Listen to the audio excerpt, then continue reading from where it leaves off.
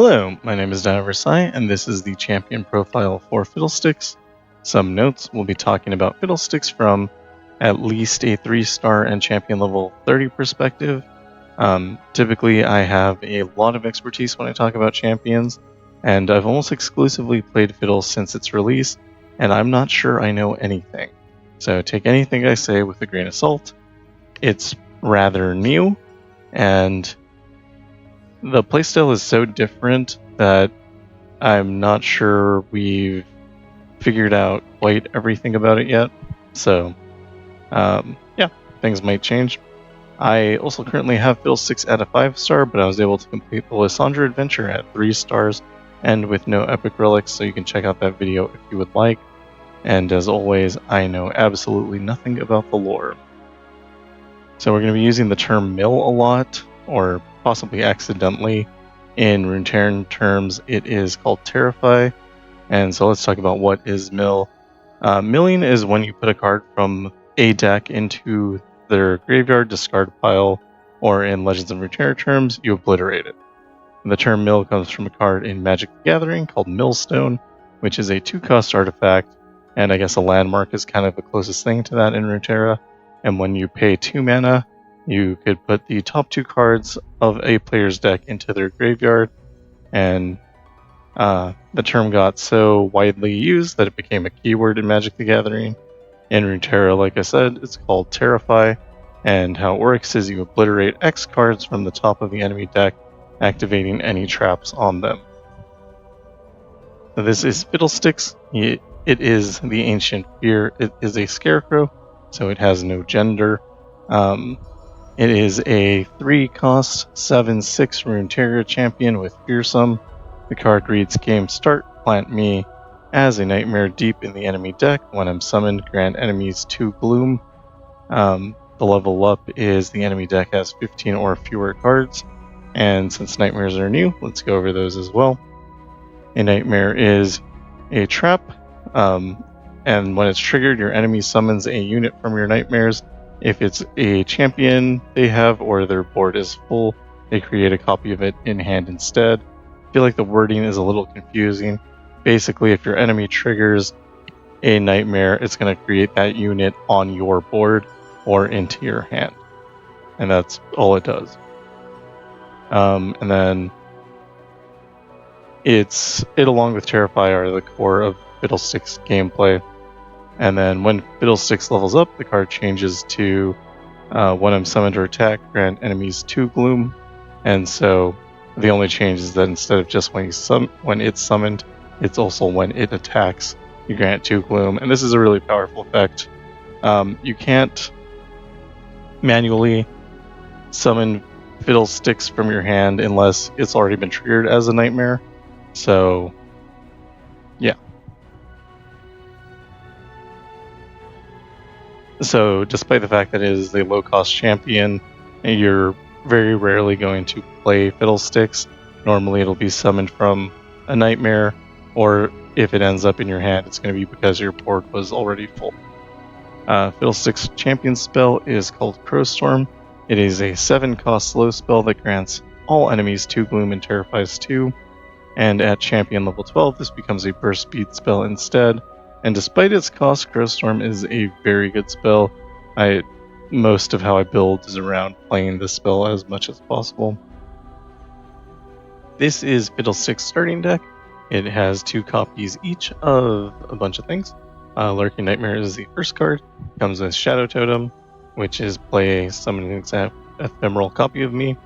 Lurking Nightmare is a 1-cost 1/1 with Last Breath, plant a Forgotten Terror in the enemy deck as a nightmare. This is going to be one of your good cards early on to block things that aren't Fearsome or Overwhelm, or you can drop it and take advantage of the Shadow Totem Ephemeral to plant the Forgotten Terror in the enemy deck. And Forgotten Terror is a 1-cost 6/3 with Overwhelm and Challenger. It is not normally a playable card, and I believe is only summoned through the Lurking Nightmare. You have Reap, which is a 1-cost fast spell, which grants 2 enemies gloom or 1 enemy 2 gloom. It would cost 1 once you get Mana Potion, which is one of the upgrades. Also has Pyromantic Wake on it.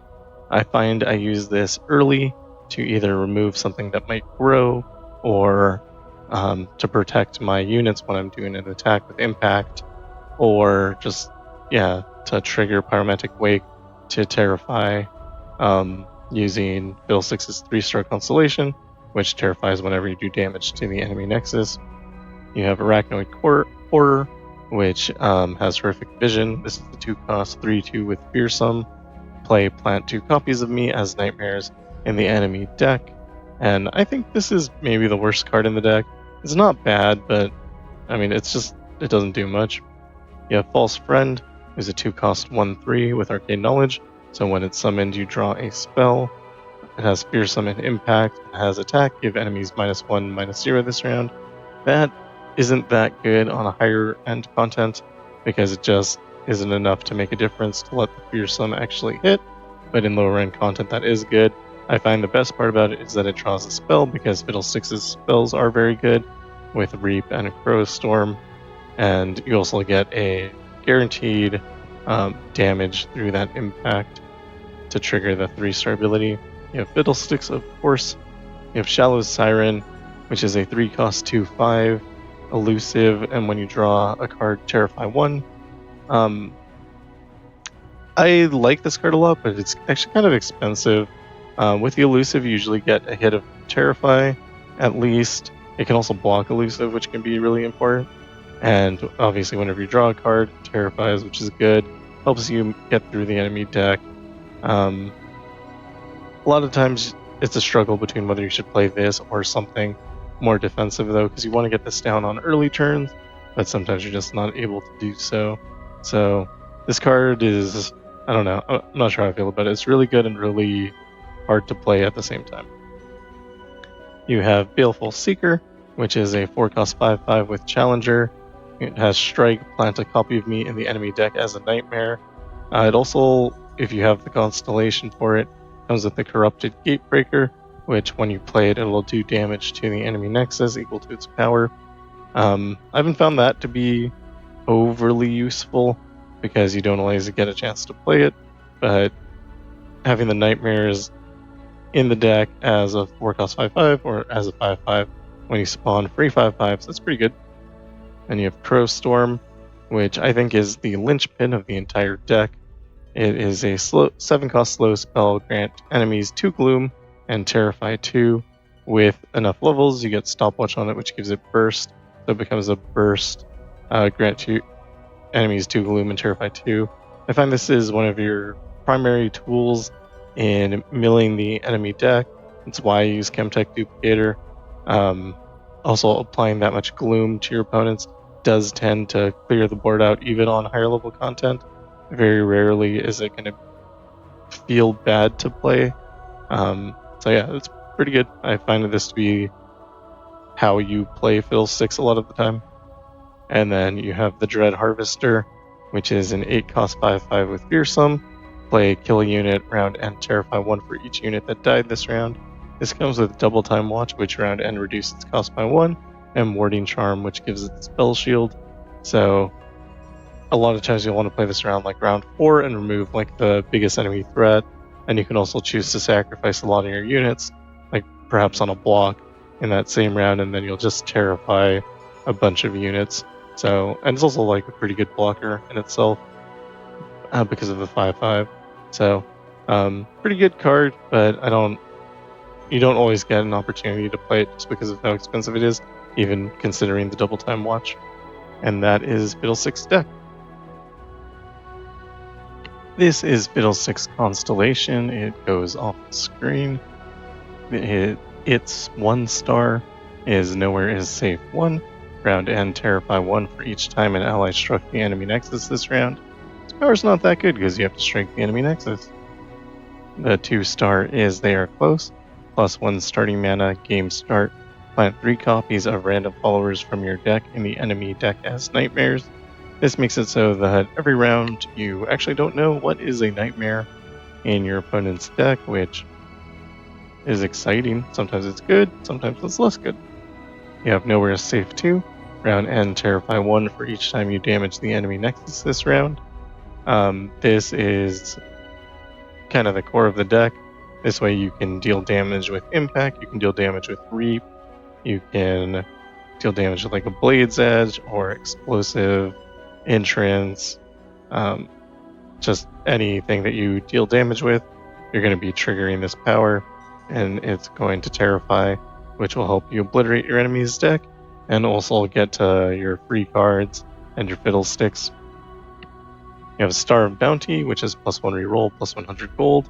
You have 4-star is Disarmed. Enemies have -1, -0. The 5-star is somewhere. The 5-star is Mana Flow, which is this game start, get a mana gem. Your 6-star is Bountiful Harvest. When you terrify, grant enemies Gloom and grant a random ally 2 spirit. I think this is probably extremely broken because you do terrify a lot of times every round. On average, you're going to be looking at like 3 to 5 probably. So just reducing your opponent's health and power by 5 or 3 even, and making your ally bigger is going to go a long way to keeping you safe in the early rounds. Obviously don't have it, I can't afford it yet, but it sounds really, really good.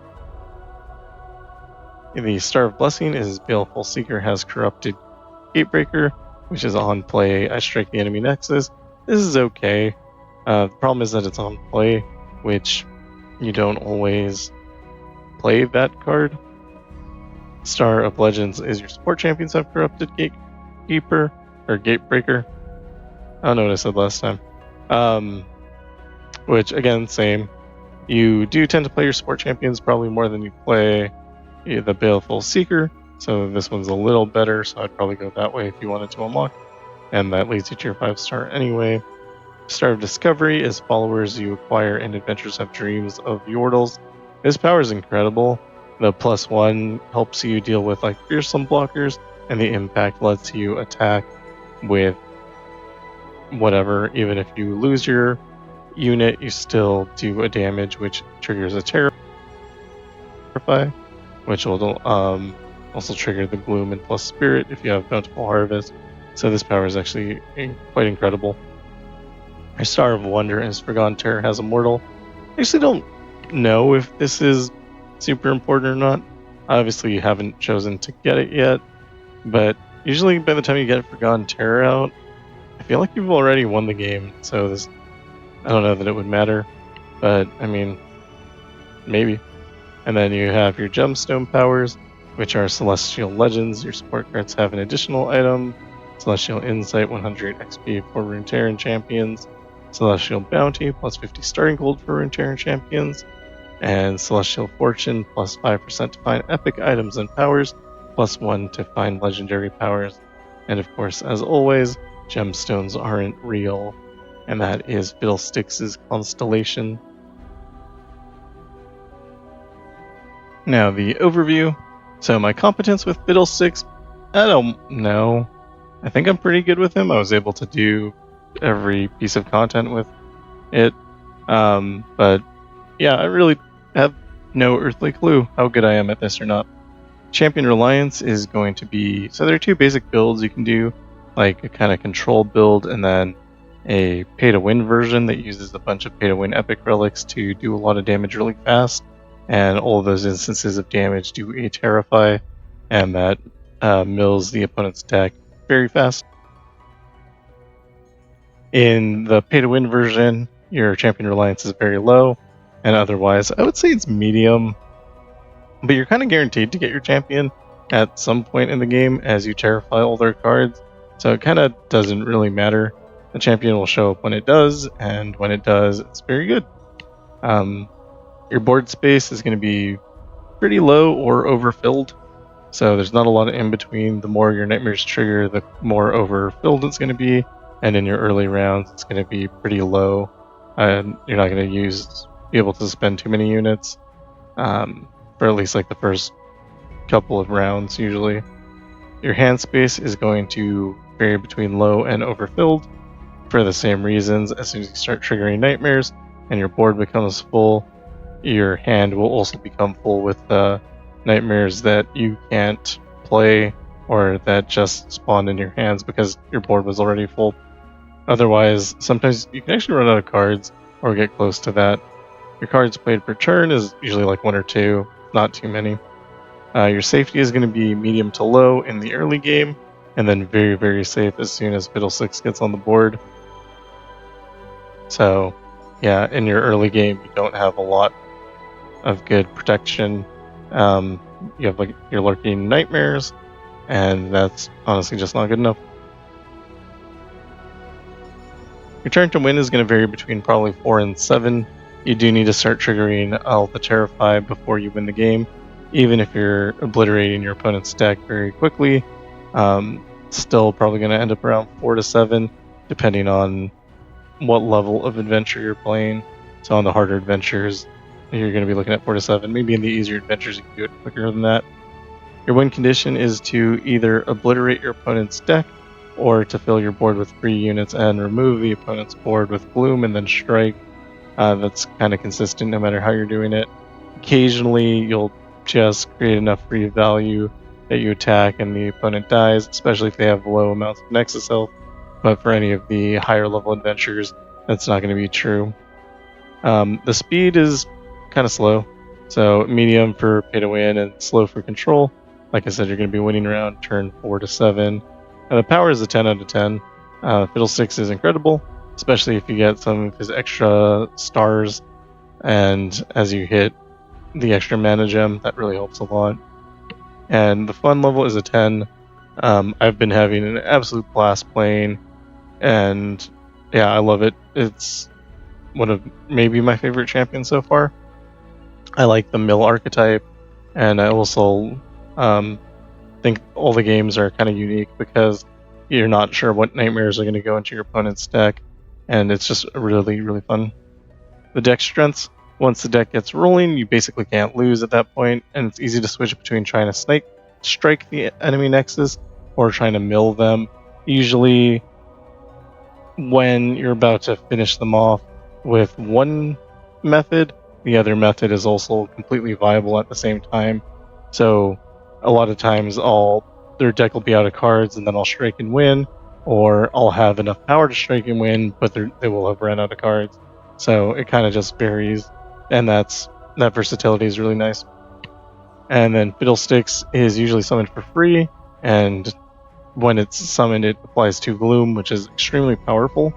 And then Crowstorm is also really good at reducing the amount of damage that you're taking, and also triggering things like Fiddlesticks. Also, if they get rid of your Fiddlesticks, you can replay them or it for a low cost, and that is really good because it's like playing a Crowstorm for free, basically, or for 3 instead of 7.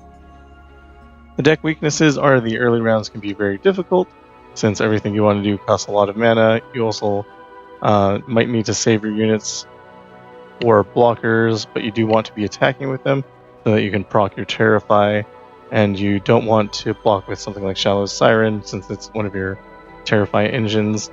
So yeah, that's the major weakness of the deck. The early rounds are kind of slow. Also, if you're playing against some of the weekly Nightmare modifiers, like the one that gives you 15 puff caps every round, that's probably going to be hard on you because you need like a few rounds to win the game. And then your play pattern is in the early game, you're going to want to play either Shallow Siren or Lurking Nightmare plus Reap. This is just to trigger Terrify as much as you can. And how you decide to trigger Terrify is kind of up to what's in your hand. And then once you get started, you want to just always be damaging your opponent's Nexus as much as possible with as many different instances of damage as you can. That way you're triggering more Terrify. On your 3 mana round, you can hold the mana gems for your 4 mana round so that you fill up your spell mana, and then you can play Crowstorm. Applying that Gloom 2 to everything usually keeps you pretty safe, and it also triggers Terrify, which does help you get through your enemy's deck and start getting your free cards. Your Nightmares for free are a lot of how you protect yourself, and especially if you get Fiddlesticks on board, that's really good. You usually win as soon as that happens. Yeah, and then once Fiddlesticks is on board, especially if you're using Chemtech Duplicator, you just play his champion spell over and over and get rid of the entire enemy's deck or all of the enemy units through Gloom, and then you can just attack for a large value and win. If you're playing the pay-to-win version, You'll stack as many 1-cost units as possible and attack every round to trigger as much Terrify as you can, with no regards for your own safety, which will then fill your board up with nightmares and you win the game that way. I find this still usually takes a few rounds to actually work. So the reason that works is because of the Shock and Awe relic. So on the bottom here, when it's a power, when an ally that costs 1 or less attacks, deal 1 to the enemy nexus. This is Misfortune's signature relic. The other relics you'd use in that are Nora's Portal Accelerator, which is power game start. If I'm Nora, +1 starting mana, which obviously doesn't apply. And when you summon a created ally, granted impact. So your created allies are anything summoned from nightmares count as created.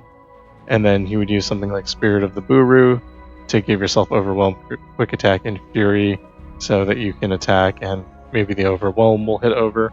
Or you could use Harmless Scarecrow, which is Fiddlesticks' signature relic, which is power when you play a card that costs 3 mana, Terrify 1, while the enemy deck has 15 or fewer cards. Allies have +2/+2 and Overwhelm. I think the second part of that is actually more important than the first part. You're not always necessarily playing cards that cost 3 or more mana, but the enemy deck will eventually get to 15 or less cards, and yeah, the +2/+2 and Overwhelm is really strong. The build I typically use is Echoing Spirit and Chemtech Duplicator. Echoing Spirit does trigger 7 copies to go into the opponent's deck at game start, so there would be 9 copies instead of the usual 2, and that does, in my experience, make it way more consistent to have Fiddlesticks end up on your board.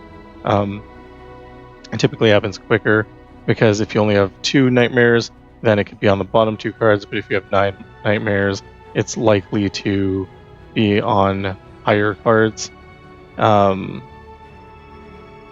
Yeah, and then Chemtech Duplicator gives you, as soon as Fiddlesticks is on the board, every time you play Crowstorm, it goes off twice, so you're milling 4 of their cards and giving -4 health and power to all of the enemy units, and this is a really strong combination.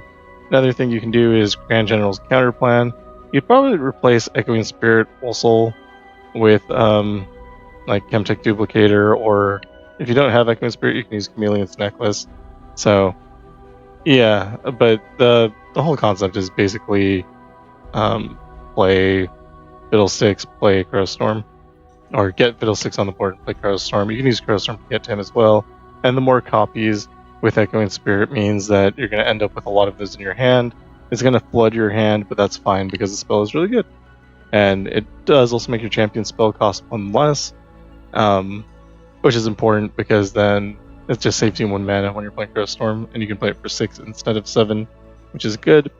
Your other good relics are Chameleon's Necklace, which is game start, create 2 copies of me in your deck. It's kind of like a cheap version of Echoing Spirit. But if you don't have Echoing Spirit, it's totally fine. Getting extra copies is good. You can also use the Deceiver's Crest. When I level up, create a copy of my champion spell in hand. It costs 0 this round. I've already talked about how good Crowstorm is. Obviously, being able to play it for free is good. One of the downsides, though, is you might get Fiddlesticks on your board at the end of the turn, so that Deceiver's Crest might not be discounted by the time you get to play it. You have Fear Cleaving Axe, which boosts all units. Since every unit you pick up in the adventure has Dream of Yordles, you'll get extra spirit and impact, which is really nice, and most of your opponents are going to have Gloom, so you'll boost that as well. So the Fear Cleaving Axe is really strong. The downside is you do need Fiddlesticks on board before you can do that, and usually by the time he's on board you win the game, so it doesn't necessarily matter. You can use Corrupted Star Fragment because your board does end up full. I don't think that I would do that, but you could.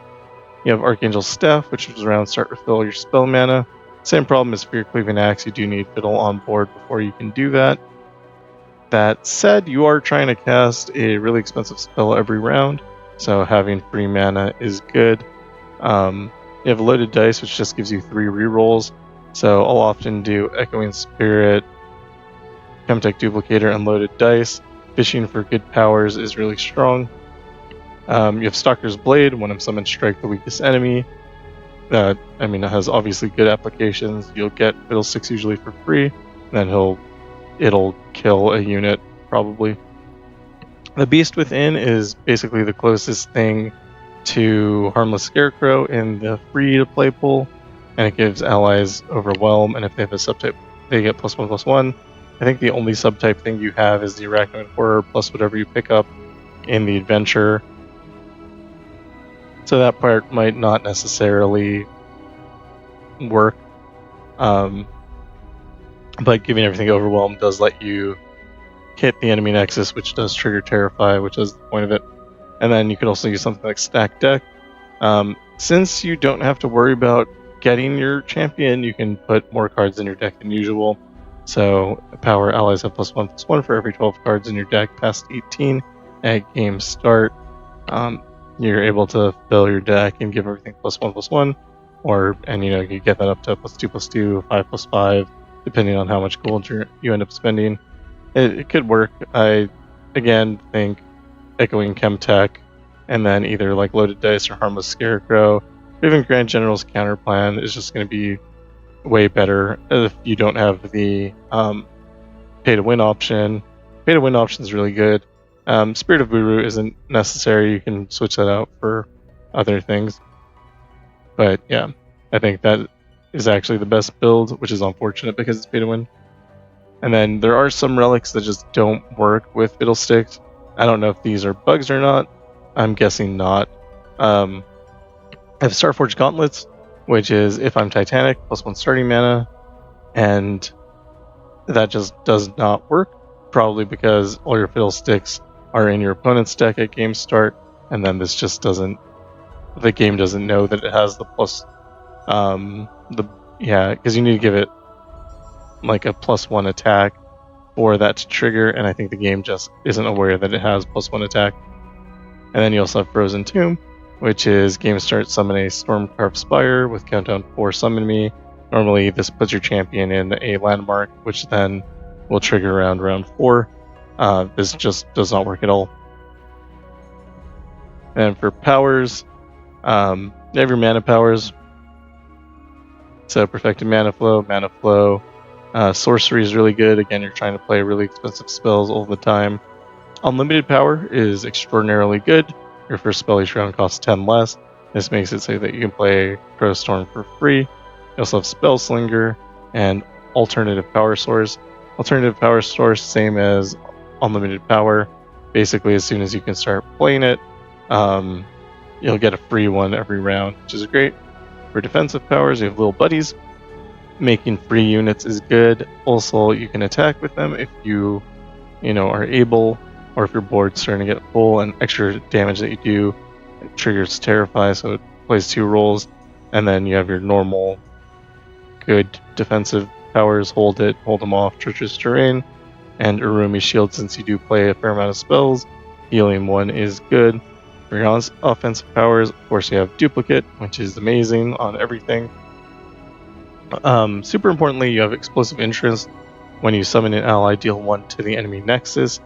Every time that you summon an ally, you'll be triggering Terrify because of the 3-star power, and the more Terrify you do, the more units you summon, so it kind of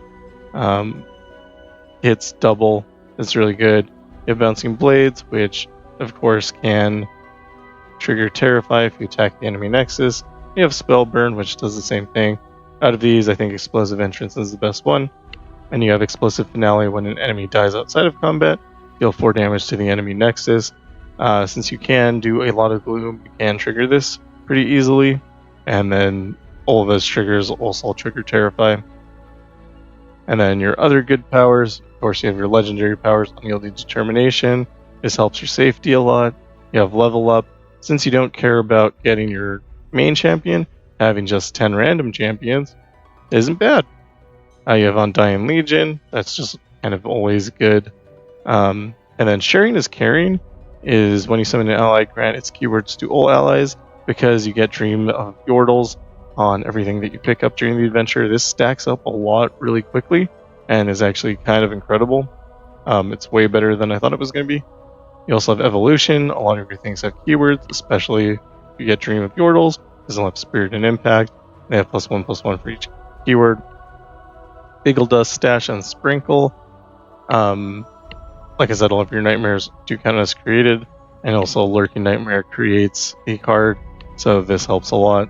Also have Grandeur Plaza, which is always good. Trifarian Might is very good. As you start getting down into the enemy deck, you'll start pulling Fiddlesticks or Baleful Seekers, and when those summon, they'll strike the enemy. With Baleful Seeker, every time it strikes, it'll also plant a nightmare into the enemy deck, so it'll trigger, it's basically doubling down on it again. Disarmed, which is okay. I wouldn't say this is like a top tier or anything, but giving enemies -1/-0, you have a lot of units with Fearsome, it can help you attack. Also keeps you safe. Mystic Meditation can reduce the cost of your Crow Storms. Yip's Genius, if you're playing the pay to win version, does give you your 1-cost allies +2/+2, which is good. And Armed Gearheads from gearing up kind of work the same. That's just more ways for you to trigger Terrify. And of course, Wild Inspiration, your created cards cost 1 less. That's good if you're using Echoing Spirit for your extra Crow Storms that you create. And tips and tricks: try not to fill your board up when you're going into a big Terrify round, because if the nightmares end up in your hand, they are not free, and that is much worse than when you get them on your board for free. So just pay attention. Obviously, you want to. It's very tempting to build up a board so you can attack with a lot of units, and also so you can defend from a lot of units, and you're never sure when the nightmares are actually going to proc. But you want to leave like 1 or 2 spaces if you feel like you can, just so the nightmares can go on the board. It is often better to wait to use Crowstorm until combat starts. If you do it before they attack, then the opponent will often just play new units. So just waiting until they attack is good. You want to avoid basically any relic that says the word play on it. You're not going to get to play Fiddlesticks very often. And then your early rounds are going to make a lot of sense. You know what you're doing. You're going to be playing either like Lurking Nightmare, Reap, Shallow Siren, something like that. But as you get into the later rounds, things are just going to happen. Your hand's going to be full. Your board's going to be full. You're not going to know what cards you're getting. Everything's going to be burning out of your hand because it's full. Just nothing makes sense at a certain point. That's fine. You usually win when that happens. And you could probably burst past using Crowstorm. I don't think I've done it yet, and I think that's because the Gloom gives it a little bit of wait time while it's processing, but you probably could burst past Crowstorm, so try not to do that. And then Echoing Spirit and Chameleon's Necklace, we've talked about that. I find it makes it way more consistent to get that Fiddlesticks on the board, so I would always use those. I tried not using those, and I just think it's worse. It also means that you can avoid taking Fiddlesticks items in the shop, and you can give that to your support champion instead. And because of this, your support choice is a lot more relevant. It's always going to be pulled from your level 20 power. Your legend level 20? No, your champion level 20 power. To draw a champion at game start. And so, yeah, making sure you have a good support is important. And then there is a bug with Obliterate. If a nightmare would be summoned to a full attacking board, so let's say you have all 6 spots filled up and you're attacking, and then you Terrify, those cards will just burn. They'll be obliterated instead of sent to your hand, which sucks. But so try to avoid that if you can.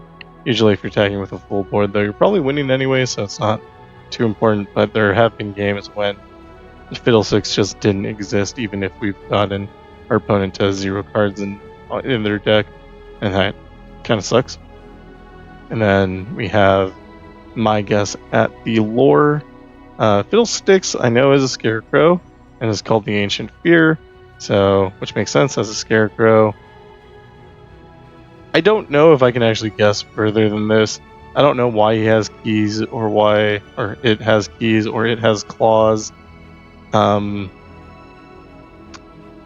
old farmer planted Fiddlesticks to guard the crops, and then the farm came under a curse, and Fiddlesticks came to life, found some tools to augment itself, and then really started murdering the farm. Fiddlesticks seems to be friends with the crows, so didn't do its job very well. Probably got fired for that. So that's my guess at the lore. And that's it. If you do want to see some gameplay of Fiddlesticks, I have some videos up of doing Aurelian Soul at level 7, so that's with no relics, and that's at 3-star.